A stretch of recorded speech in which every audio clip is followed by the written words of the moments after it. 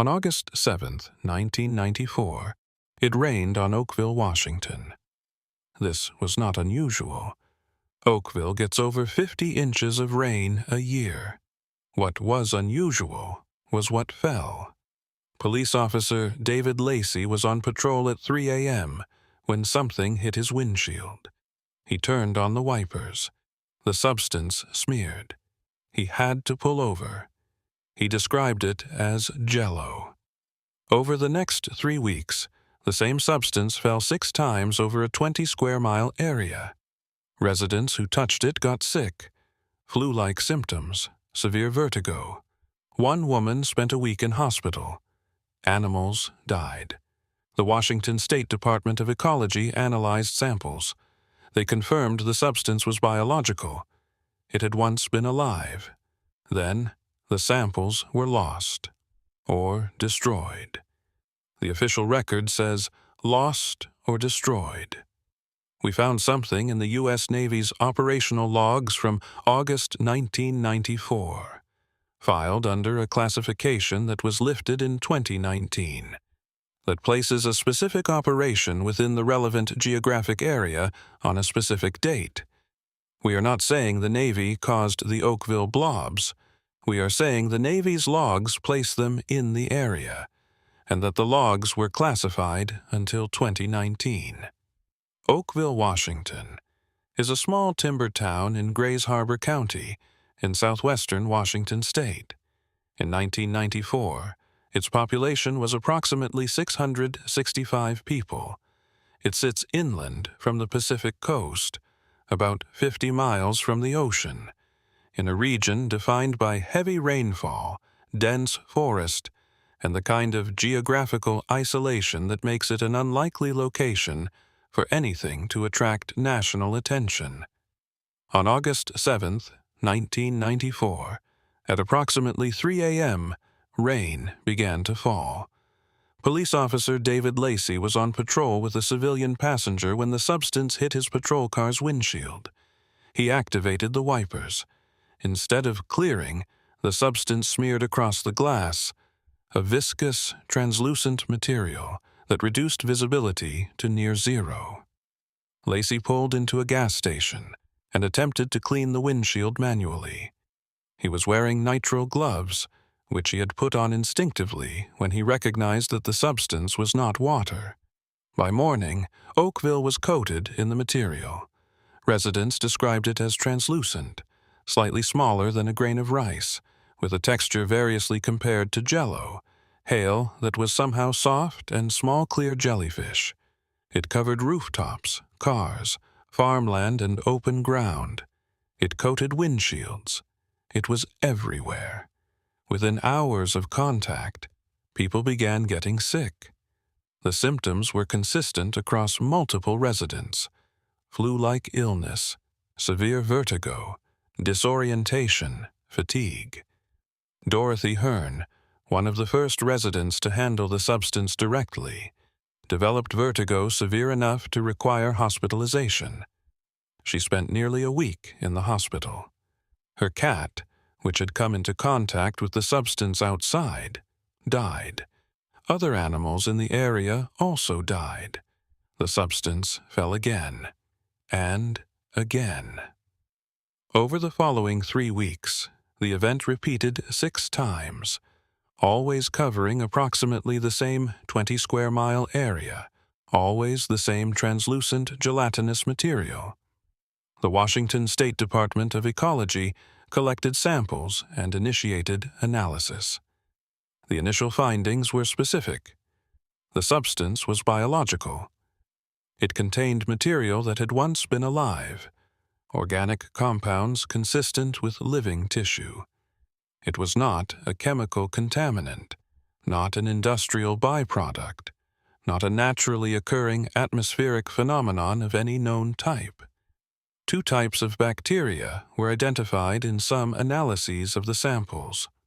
In one analysis, the bacteria were described as consistent with human white blood cells, a finding that, if accurate, would suggest the substance either contained or was derived from human biological material. A subsequent analysis disputed this finding identifying the bacteria as lacking cell nuclei, which would rule out human white blood cells, which contain nuclei. The conflicting analyses were never resolved. The Washington State Health Department investigated the illness reports.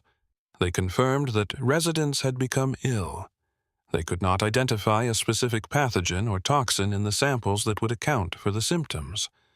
The mechanism by which the substance caused illness, if it did cause illness, was not established. And then the samples were lost. The official account of what happened to the physical samples varies depending on the source consulted. Some accounts say the samples were lost during a laboratory reorganization. Others say they were destroyed as part of routine disposal of biological specimens. The Washington State Department of Ecology's formal records use both words, lost or destroyed, in different documents. Whatever the samples were, they no longer exist. Modern analytical techniques, DNA sequencing, advanced mass spectrometry, environmental DNA analysis, that might definitively identify the substance cannot be applied to material that is gone. The Oakville Blobs remain unidentified. The theories that have been proposed to explain the Oakville Blobs divide broadly into three categories. The first is atmospheric transport. This theory holds that the substance originated in the ocean, possibly as the remains of jellyfish or other marine organisms, and was carried inland by atmospheric currents, eventually falling as precipitation over the Oakville area. Raining animals is a documented phenomenon. Fish, frogs, and other small creatures have been reported falling from the sky in verified events around the world, typically attributed to waterspouts or extreme atmospheric disturbances that lift material from water surfaces. This theory has significant problems in the Oakville case. Atmospheric scientists who examined the incident noted that weather patterns on the relevant dates did not support the transport of material from the coast, 50 miles away, to Oakville in the quantities and distribution observed. The substance fell 6 times over 3 weeks, which is inconsistent with a single atmospheric event. And the physical composition of the material, as analyzed, did not match the tissue of any marine organism that would typically be lifted by a waterspout. The second theory is military origin. In August 1994, the U.S. Air Force and Navy were conducting operations in the Pacific waters off the Washington coast. One specific theory holds that naval bombing exercises destroyed a large school of jellyfish and projected their remains into the atmosphere. This theory was investigated and formally rejected. Jellyfish tissue doesn't match the analyzed composition, and the distance from the bombing coordinates to Oakville doesn't support atmospheric transport. The rejection of this theory, however, relied on the military's own account of where the operations occurred. No independent verification of the bombing coordinates was conducted. The third theory is deliberate release, specifically that the substance was a biological agent of some kind, deliberately introduced into the atmosphere and deposited over Oakville. This theory has no direct evidence to support it. It is the theory that the lost or destroyed samples make it permanently impossible to rule out. The U.S. Navy conducts operations in the Pacific waters off Washington State with some regularity. Operational logs from these activities are routinely classified for periods that vary depending on the sensitivity of the operations. In 2019, a batch of operational logs from the early to mid-1990s was declassified as part of a routine review process. The declassification received no significant media attention. We reviewed the declassified material. The logs cover multiple operations in the Pacific Northwest region between 1992 and 1996. Most entries are routine, maintenance, training exercises, standard patrol activity. Some entries describe operations of a more specific nature, including testing of equipment and procedures that are described in technical language that is not immediately interpretable without specialist knowledge. In the entries for August 1994, there is a specific notation that we want to be precise about. The notation does not describe anything that explicitly connects to the Oakville Blobs. It does not mention Oakville. It does not describe any atmospheric dispersal of any substance. What it describes is an operation conducted in the waters off Grays Harbor County, the county in which Oakville is located, on a date within the window of the first Oakville Blobs event. The operation is described using a category code. That category code appears in other log entries that describe equipment testing. The specific equipment being tested is not named. We are not claiming this entry proves the Navy caused the Oakville Blobs. We are noting that the Navy was operating in the waters off Grays Harbor County in August 1994. That this was documented in logs that were classified for 25 years. And that the investigation into the Oakville Blobs did not have access to this documentation. The investigation relied on the military's own account of its August 1994 activities. That account did not include the entry we found. The illness pattern associated with the Oakville Blobs has received less systematic attention than the physical composition of the substance. What the illness reports show, when mapped against the timeline of the 6 blob events, is consistent. The events occurred. People who came into direct contact with the substance, or who were in areas where it fell, developed symptoms.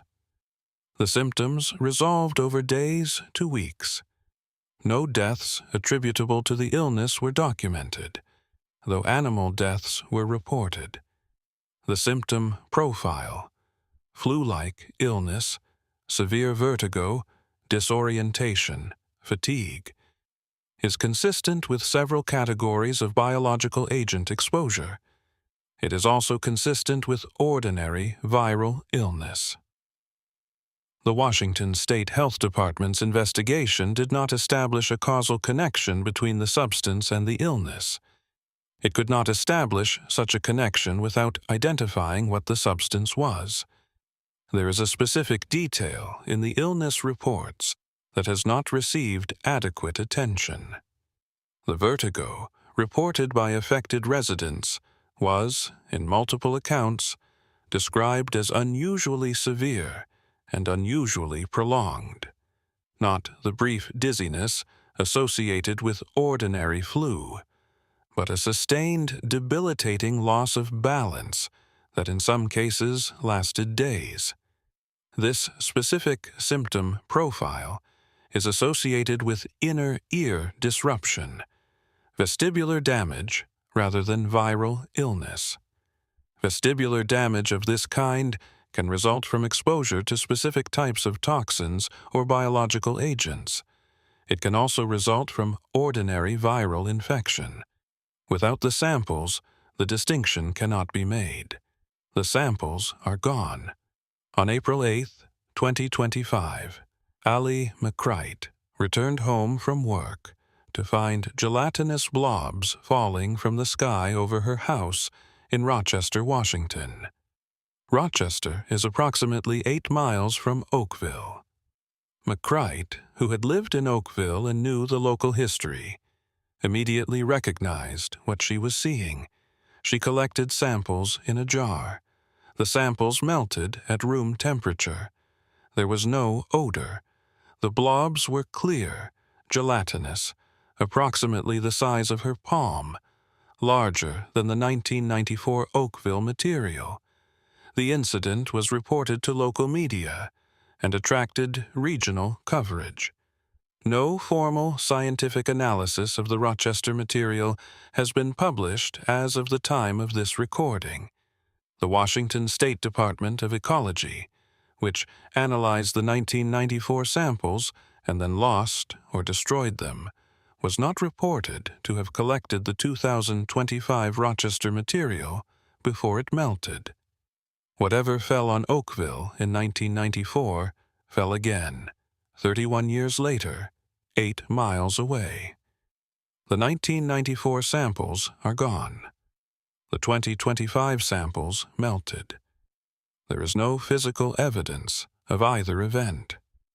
There is only the testimony of the people who saw it, touched it, and in some cases were made sick by it, and the operational logs, classified for 25 years, that place the Navy in the relevant waters in August 1994. Here is what we know. Between August 7th and late August 1994, a gelatinous biological substance fell from the sky over Oakville, Washington, 6 times. People who touched it became sick. Animals died. The substance was confirmed biological but never identified. The samples were lost or destroyed. The U.S. Air Force's bombing run theory was investigated and rejected based on the military's own account of its operations. Navy operational logs covering August 1994 were classified for 25 years. Those logs place a naval operation in the waters off Grays Harbor County in the relevant period. In April 2025, something similar fell in Rochester, Washington, 8 miles from Oakville. The 2025 samples melted before analysis. Here is what we don't know. What the substance was. What caused the illness. Whether the Navy operation described in the 2019 declassified logs is connected to the Oakville events. Whether the 1994 samples were lost by accident or destroyed deliberately. Whether the 2025 Rochester event is the same phenomenon, and why, in 31 years, no definitive explanation has emerged for something that fell from the sky 6 times over 3 weeks and made people sick. We're laying out what we found. You decide what it means. If you know something we don't, you know where to find us. Subscribe, share this, and leave a comment. Because in April 2025 it happened again, and the samples melted before anyone could analyze them. The sky over southwestern Washington is still the sky over southwestern Washington. Whatever fell once can fall again.